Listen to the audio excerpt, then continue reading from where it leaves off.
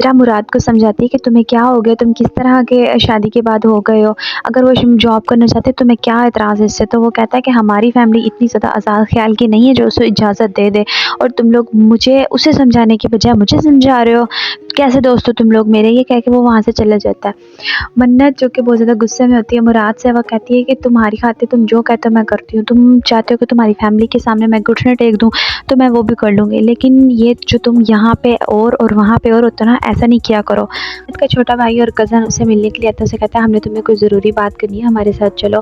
تو منت ان کے ساتھ چلی جاتی ہے۔ تو جیسے ہی مراد گھر آتا ہے، اس کی ماں کہتے تم سے پوچھ کے نہیں گئی وہ، نہ ہی ہمیں بتا کے گئی ہے، کیسی بیوی ہے تمہاری، اتنی تم نے آزادی دی ہوئی ہے۔ جب منت گھر پہ آتی ہے تو اسے سوال کرتا ہے، اس سے لڑائی کرتا ہے کہ تم مجھے بھی تو ساتھ لے کے جا سکتی تھی، لیکن تم نے گوارا نہیں کیا کہ اپنے کزن کے سامنے تمہاری انسلٹ نہ ہو جاتی کہیں۔ تو پھر وہ کہتی ہے کہ تمہارے گھر میں کوئی پرائیویسی ہے؟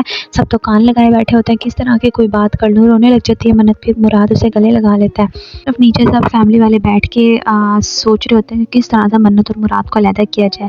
تو یہ جو بہنوئی ہے نا، یہ دیتا ہے اور طریقے سے کہتا ہے کہ ایسا کرو، ان کے درمیان پھوٹ ڈالو، اس منت سے کچھ اور کرو، مراد سے کچھ اور کو، دیکھنا پھر کیسے یہ علیحدہ ہوتے ہیں۔ کھانا کھا رہی تھی تو اس کی ماں کہتی ہے تمہارے بھوت اترا ہے کہ نہیں اترا جاب کرنے کا؟ تو وہ کہتی ہے کہ میری مراد سے بات ہو گئی، آپ درمیان میں نہ بولیں۔ تو بس یہی کہنا ہوتا ہے کہ مراد دیکھ لیتا ہے اس کی ماں رو رہی ہوتی ہے، تو وہ پوچھتا ہے کہ کیا ہو گیا، تم نے میری ماں سے کیا کہا ہے؟ تو وہ کہتی ہے میں نے تو کچھ بھی نہیں کہا تمہاری ماں سے، جو انہوں نے پوچھا میں نے انہیں بتا دیا، اور میں کیوں ان کے درمیان میں کچھ غلط کہوں گی؟ تمہیں پتہ میری ایسی عادت نہیں ہے کہ میں درمیان میں کچھ اور کہوں۔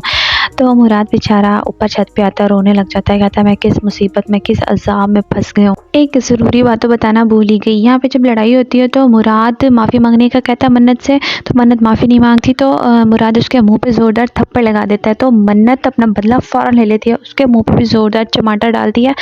تو بھابھی کو کال پہ بات بتاتی ہے اور بھابھی اسے لینے کے لیے آ جاتی ہے۔ تو وہ کہتی ہے میرے کس طرح سے ان کی ضرورت ہوئی، میری بچی پہ انہوں نے ہاتھ اٹھایا، اس کے بھائیوں کو پتہ چل جاتا تو اس کو چھوڑتے نہیں۔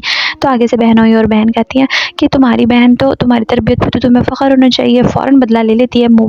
مراد کے منہ پہ زوردار اس نے چاٹا مارا، وہ بھی پوری خاندان کے آگے، اسے ذرا شرم نہیں آئی۔ منت مراد سے ناراض ہو جاتی ہے اور اپنا سامان پیک کرتی ہے اور اپنے بھابھی کے ساتھ روانہ ہو جاتی ہے۔ دیکھتے ہیں اب آگے کیا ہوگا، یا پھر مراد منت علیحدہ ہو جائیں گے، یا منت خلا کا نوٹس بھیجے گی، دیکھتے ہیں کیا ہوتا ہے۔